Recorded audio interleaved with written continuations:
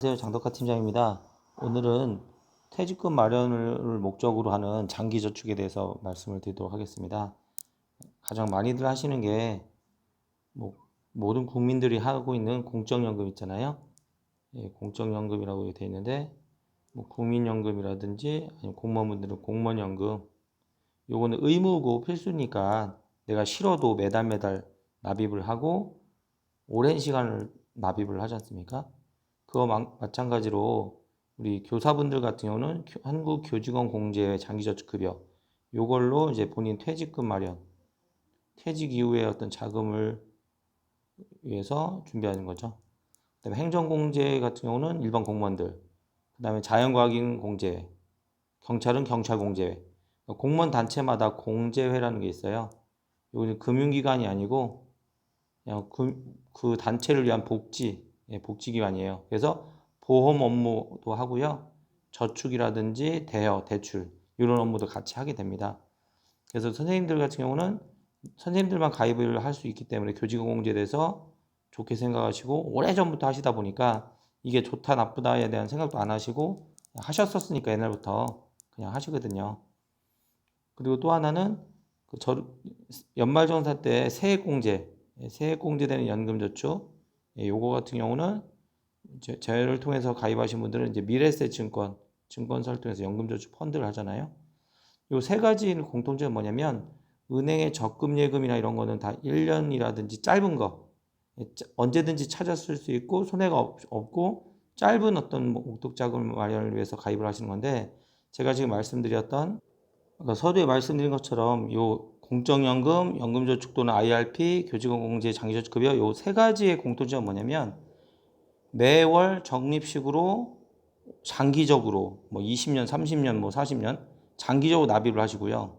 그 다음에 목적 자체가 1년 뒤에 쓸 돈이 아니라 퇴직 이후를 대비한 퇴직금이나 연금으로 사용하는 거죠. 근데 요즘은 다 교직원공제 장기저축급여도 한 번에 목돈 쓰시는 것보다는 연금식으로 많이 쓰시기 때문에 요 세 가지는 그냥 퇴직 이후에 연금을 위한 목적이다라고 생각하시면 돼요. 근데 이제 차이점은 뭐냐면 이 공적연금, 국민연금이라든지 공무원연금은 연말정산 때 정산할 때요 소득공제 해줘요. 매달 기여금 내시는 거 1년으로 따지면 6, 700 되실 텐데 그거를 소득공제, 소득 자체에서 빼주는 겁니다. 1년 납입 금액이 700만 원이면 내 급여, 내가 받은 소득 급여에서 700만 원은 아예 없는 걸로 빼주는 겁니다. 그리고 연금저축 IRP, 가장 많은 국민들이 우리나라에 있는 가장 많은 사람이 가입하는 게 공적연금이죠. 첫 번째. 두 번째로 가장 많은 전 국민이 누구나 다 가입이 가능한 게 연금저축 또는 IRP예요. 연금저축은 태어난 지 1개월밖에 안 되는 주민등록 번호만 나왔으면 다 가입이 가능한 거고요. IRP는 직장인, 사업하는 사람, 소득이 있는 사람만 가입이 가능합니다. 그렇기 때문에 이것도 이 연금저축 IRP 규모가 그 다음에 제일 크고요. 세 번째, 각 단체마다 아까 말씀드린 군인공제회, 지방행정공제회, 자연과학공제회, 교직원공제 이렇게 단체마다 이렇게 가입하는 공무원 단체마다 가입하는 요 장기저축 요거는 규모가 제일 작죠. 요거는 그리고 연금저축 IRP는 소득공제가 아니라 세액공제 해주죠. 연봉이 5,500만 원 이하인분은 16.5%를 매년 돌려받고요. 5,500만 원 이상의 급여를 받는 분들, 연봉이신 분들은 그만큼 이제 소득이 높으시니까 세금 혜택은 적게 13.2%. 그래서 이거는 무조건 해주는 거예요, 정부에서. 그러니까 공적연금과 연금저축 또는 IRP는 정부에서 만든 제도고요. 정부에서 강력하게 추진을 하는 거기 때문에 확실하게 해마다 1월달 연말정산 할 때마다 세금 혜택도 봅니다. 절세 혜택. 근데 이제 마지막 세 번째 장기저축급여는 없죠. 예. 그냥 현재 이제 7월 1일자로 장기저축급여 이율이 4.7% 내려갔는데요. 4.7 이자만 주는 겁니다. 이 혜택이 없어요. 그러면 산수만 할 줄 아시면 4.7% 이자가 높나요? 아니면 소득공제라든지 공적연금에 아니면 연금저축 IRP에 세액공제 최소한 13.1% 어떤 게 더 수익이 좋은 거죠? 이것도 확실하잖아요. 연말정산이라는 제도니까요. 그런데 많은 분들이 옛날부터 교직공제 장기저축급여를 오래전부터 하셨던 선생님들은 옛날에 좋았으니까, 옛날에 좋았죠. 30년 전, 20년 전. 그때 금리가 높고 했을 때는 좋았죠. 그때 20, 30년 전에 금융 상황하고 지금하고 또 다르잖아요. 그렇기 때문에 좋았으니까 계속 하시고 후배들한테도 좋다고 얘기하시고요. 근데 재테크에 대해 잘 아시거나 젊으신 분들은 오히려 ETF라든지 미국 나스닥이나 S&P 500 지수에 연동되어 있는 ETF에 투자하든지 그렇게 한단 말이에요. 왜냐하면 내 노후를 대비한 자금을, 아주 중요한 자금을 규모가 크거나 확실한 곳에다가 매달 장기적으로 돈 내는 게 맞잖아요. 그게 더 좋잖아요. 그렇기 때문에 전 세계 경제를 이끌어가는 미국, 예, 거의 뭐 30년, 40년 동안 거의 S&P 500이나 나스닥 지수가 연평균 7% 이상의 수익이 계속 나고 있는데, 미국에 내 노후 자금을, 노후를 맡기겠다, 맡긴다, 이거예요.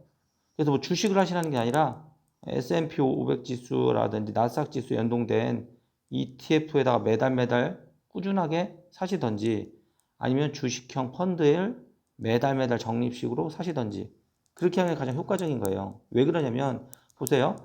공적연금, 공무원연금도 주식에 투자를, 일부 금액이요, 아주 적은 금액은 주식 투자를 하나요, 안 하나요? 합니다. 주식 투자. 그러니까 모든 국민들은요, 주식에 투자를 하고 있는 거예요. 모든 국민이 아니죠. 급여가 있는, 월급을 받는 모든 국민은. 예.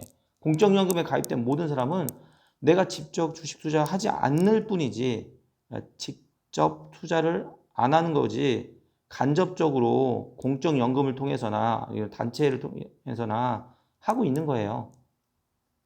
다만 내가 신경 쓰지 않고 매달 알아서 돈이 빠져나가니까, 내가 뭐 그 안에 투자를 어떻게 하고 있는지 내가 알아볼 부분도 없고 관심도 없고 그냥 내야 되니까 그냥 내고 있는 것 뿐이죠. 그럼 교직원공제는 여기 장기저축급여도 시중은행보다는 이자를 좀 높게 주잖아요. 4.7% 정도. 왜 이렇게 4.7% 높게 줄 수 있을까요?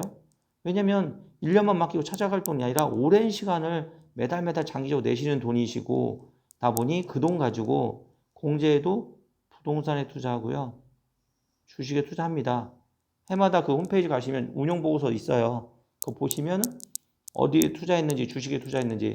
그러니까 2022년도에는 증시가 안 좋았었고 23년, 24년도 좀 좋았잖아요. 뭐 우리나라는 거의 뭐 23년, 24년도 별로였지만 어쨌든지 간에 선생님들이, 고객분들이 가장 많이 가입하시는 공적연금 의무적인 거와 교직원 공제 장기저축 급여도 내가 관심이 없고 내가 직접 투자 안 할 뿐이지, 이 안에서도 이자를 좀 더 주기 위해서, 그러니까 물가, 여기 제 물가보다도 좀 더 이자를 더 받기 위해서는 은행의 예금 적금 가지고는 답이 안 나오니까, 지금 시대는 예금 적금 가지고는 물가 상승을 잡지 못하니까 그럼 결국에는 점점 힘들어만 지는 거거든요. 그렇기 때문에 투자를 하는 겁니다. 그래서 공제해도 은행의 예금 적금은 투자를 할 수 없잖아요. 그냥 채권에다만 운용해야 되잖아요. 그러니까 이율이 낮을 수밖에 없는 거고요. 공제에는 맡기신 돈 가지고 부동산, 주식, 대여 이렇게 돈을 투자하니까 이자를 좀 더 줄 수 있는 거예요. 근데 투자 수익이 내려갔던 올라가던 상관없이 약속한 이자, 4.7%던 4.9%던 변동금리이긴 하지만 어쨌든 약속한 이자만 계속 주면 아무 문제가 안 되기 때문에 오랜 시간 그렇게 해왔고 신뢰를 줬기 때문에 선생님들이 좋아하시고 신뢰를 하시고 하시는 거예요. 그러면 공적연금이나 교직원공제에서 하듯이 세액공제 받는 연금저축을 보험사나 은행이 아닌 증권사를 통해 가지고 매달 적립식으로 투자를 오랜 시간 하면요, 안정적인 수익을 얻을 수 있고요. 그래서 최소한 세액공제 가능한 게 연 900만 원까지가 가능하고요. 이걸 IRP 한 곳에서 하시던, IRP 계좌에서 하시던, 아니 연금저축과 IRP를 나눠서 하시던, 그래서 뭐 연금저축하고 연 600만 원, 그다음에 IRP로 계좌 두 개를 많이 나눠서 하신다 그러면 연 300만 원. 그래서 연 900만 원까지 세액공제가 가능하고요. 세액공제는 최소 13.2%를 무조건 받는 거잖아요. 그러니 당연히 돈이 없으시면 교직원 공제 장기저축급여 하시는 금액을 잠깐 감자시켰다서라도 연 900은 무조건 채우는 게 최고예요. 정부에서 강력하게 2001년부터 개인연금 활성화를 위해서 제도를 만든 거니까요. 그래서 이제 아니면 IRP 계좌에서만 그냥 IRP 계좌 하나만 있는 분이다. 그러면 여기서 연 900을 채우셔도 됩니다. 그리고 또 매달 자동이체를 하셔도 되고요. 아니면 돈 생길 때마다 그냥 부담 안 되게 입금하셔도 되고요. 어차피 매달 자동이체는 10,000원 이상만 하면 되니까요. 그런 부분에 이 연금저축 IRP 제도는 정부에서 만든 건데 1년에 1,800만 원까지가 입금이 가능한데요. 그 중에 900만 원까지만 세액공제를 해주는 거고요. 나머지 900만 원에 대해서는 세액공제는 안 해줘요. 하지만 우리나라에서 이자 소득세가 15.4%인데 이 연금저축이나 IRP 계좌 속에다가 세액공제 못 받고 그 900만 원 이상 초과해서 금액을 더 넣으신다, 입금하신다. 그럼 그 돈에 대해서는 비과세로 그냥 목돈으로, 잘 보이실지 모르겠지만 세액공제를 못 받고 초과해서 납입한 돈은 비과세로 일시금으로 수령을 하시던지.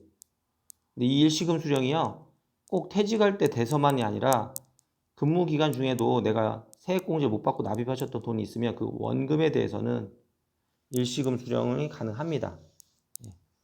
연금저축 계좌에서는요, 일시금 수령이 언제든지 가능합니다. 그리고 여기서 발생한 세액공제를 받지 못했는데 내가 낸 돈 있잖아요. 거기서 발생된 이자 있잖아요. 이자에 대해서는 15.4% 내는 게 아니라 5.5%밖에 안 냅니다. 그러면 대략 10% 정도 세금을 적게 내는 거잖아요. 절세가 되잖아요. 세액공제 연말정산 때 세액공제 못 받더라도 세금 내야 되는 거, 이자에 대한 이자 소득세, 세금 낼 부분에서 10%를 절약하는 방법이기 때문에, 그래서 저 같은 경우나 많은 재테크에 좀 아시는 분들은 무조건 무조건은 아니라 참 가능하면 1,800만 원을 해마다 늘려고 하는 거예요.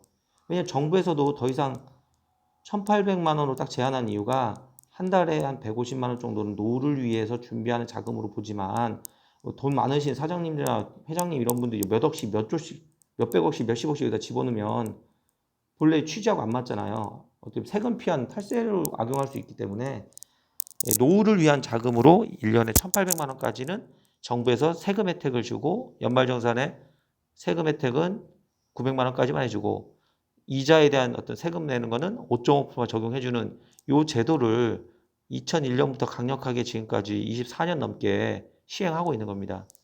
그렇기 때문에 우선순위가 공적연금이 첫 번째고요. 필수적인 게 첫 번째가 공적연금은 무조건 해야 되니까 첫 번째고요. 그 다음에 두 번째는 연금저축이나 IRP고요. 그러니까 퇴직금 마련, 퇴직 후 연금을 위한 거 있잖아요. 노후 대비한. 그 다음에 경제라든지 나머지 기타 장기저축이나 개인연금 같은 거, 사적인 어떤 회사들, 일반 회사들. 우선순위는 당연히 국가, 나라에서 하는 공적연금이나 IRP 연금저축, 요게 먼저입니다. 우선순위가요. 그래서 어떤 분들은 교직원 공제 90만 원씩 돈 내고 있어가지고 연금저축 IRP 연 900을 못 채우신다는 분도 간혹가다 계시는데요. 곰곰이 생각을 해보세요.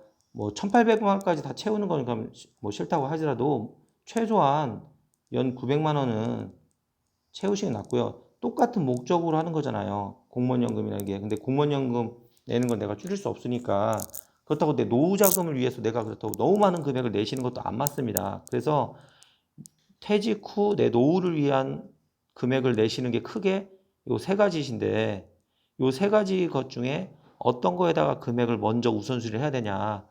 당연히 공적연금, 공무원연금 무조건 나가야 되니까 못 바꾸고요. 두 번째가 요거예요.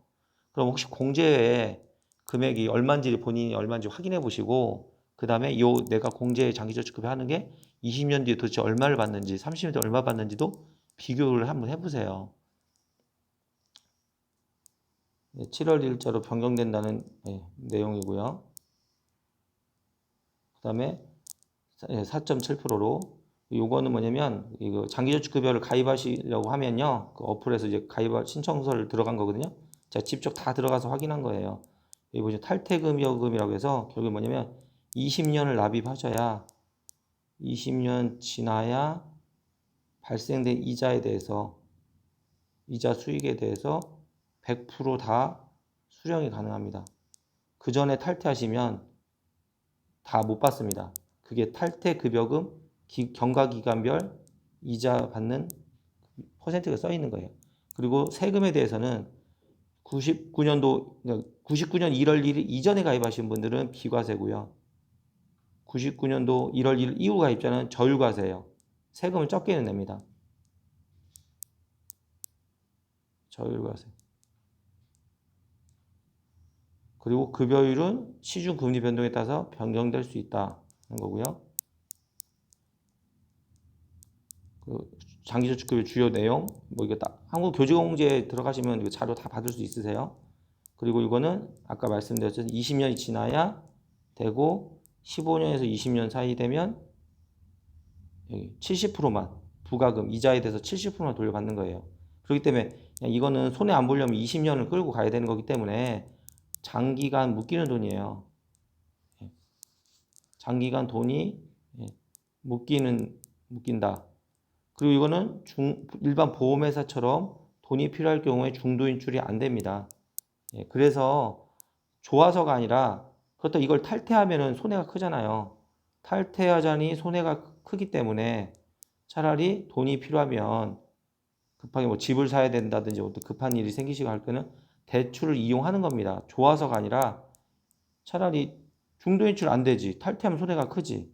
근데 돈은 필요하지. 그래서 돈이 필요할 경우에 필요시 대출이라는 방법을 사용하든지 아니면 탈퇴하시든지 두 가지를 선택할 수밖에 없는 거예요. 장기저축급여요. 근데 이제 근무 기간이 길으신 분들은 여기에 돈이 많이 들어있다 보니 나중에 갑자기 뭐 자녀 결혼하든지 집 사거나 이런 데 큰일이 있을 때 여기에 있는 금액이 큰데 내 돈을 내가 넣어놨는데 내가 쓰지 못하는 게 되게 아깝잖아요. 그러니까 대출이라는 거를 이용도 하시는 거예요. 그러시고 이거 이제 아까 제가 뭐 장기저축급여 퇴직급여금 예시 20년 지나야 되고 20년 정도 됐을 때가 대략 68% 이자가 붙어요. 그럼 연평균을 따지면 3.4%입니다. 1년에 3.4%.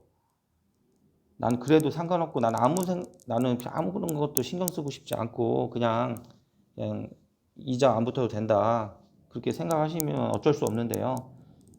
20년 동안 연평균 3.4%면요. 물가 올라가는 거 따지면 해마다 물가 상승률 생각해 보시면 지금은 아무 생각 없이 매달 돈을 냈다가 생각지도 않고 있다가 20년 뒤에 갑자기 목돈이 딱 마련되어 있으니까 커 보인 것처럼 그렇게 오해하시거나 좋아하실 수 있는데 20년, 30년 뒤에 돈하고 지금 돈하고 돈의 값어치가 다른 겁니다. 지금 100만 원하고 2025년, 2045년도 이때의 100만 원의 값어치가 과연 얼마가 될까요? 화폐 가치는 계속해서 떨어집니다. 그래서 교직원공제를 가입하신 분들 중에 55세 이상 되시는 분들은 본인이 퇴직한 이후에 여기 교직공제에 넣었던 돈 그래도 다 받을 수 있겠지라고 생각하시는 거고요. 그래서 55세 이상 되는 분들은 그래도 증자를 좀 하시는 편이고요. 근데 그래서 50세 미만이시거나 이런 분들은 여기다 증자를 잘 안 하십니다.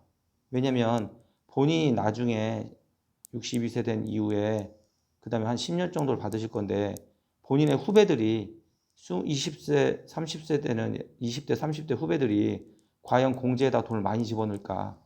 왜냐면 한 명이 퇴직하시는 퇴직자 한 명이 150만 원씩 최대 구자 150만 원을 납입했다고 해요. 근데 본인이 퇴직하셔서 신규 교사 한 명을 신규 교사를 들어왔어요. 이분이 그러면 신규 교사가 한 달에 150만 원을 가입하나요? 교직공제? 아니잖아요. 대부분 뭐 3만 원이나 6만 원 가입하잖아요. 그럼 3만 원이라 치면 50명이 신규 교사가 들어와야지만 퇴직하신 한 명 거를 감당할 수 있는 건데 이런 부분을 생각하시는 분들은 특히 젊으신 분들은 더욱더 교육공제 입금을 안 하시려고 하는 거예요.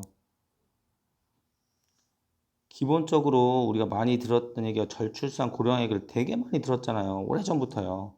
근데 요거에 더 영향이 있는 게 뭐냐면, 그래서 5천만 명 우리나라 인구가 있다고 하면요, 새로운 깐난애기, 그러니까 신생아들은 없고요. 오랫동안 사람들은 오래오래 살고 출산을 안 하다 보니 돌아가시는 분들은 점점 늦게 돌아가시니까 그래도 어느 정도 인구는 유지가 돼요. 예. 근데 중요한 건 이 안에 인구 구조 안에 신생아라든지 젊은 사람들 점점 비율은 좀 줄어들고 나이 드신 분들 60세 이상의 분들이 점점 늘어나니까 초고령화 시대로 자꾸 우리나라 가니까 지금 그래서 어린이 쪽에 어떤 아시잖아요. 소아과 이런 거 의사들이 안 가잖아요. 소아과 어디 없잖아요. 차라리 실버들 위한 예, 간병이던 뭐 이런 쪽으로 예, 실버들 이쪽으로 점점 발전되잖아요. 그러면 똑같은 공무원이 해도요. 공무원 일반 공무원이 있고요. 만약 교사분이 있으면요. 애들이 줄어드는데요. 학교가 점점 줄어들고 그러는데 교사 채용이 증가될까요? 해마다? 공무원이 똑같은 공무원이라도 구조가 다르기 때문에 다르죠. 예. 일반 공무원하고 또 교사분은 또 다르죠.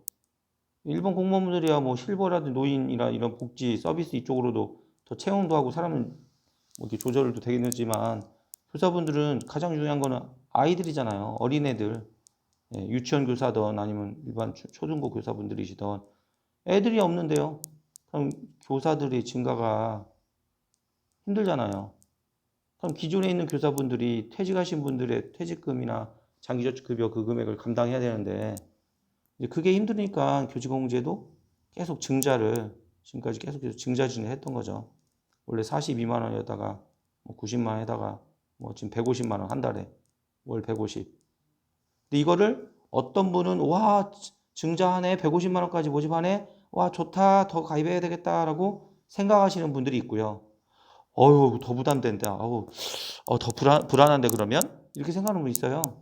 예, 대체로 만 55세 이상 퇴직 얼마 안 남은 분들은 아유 나까지는 다 받겠지.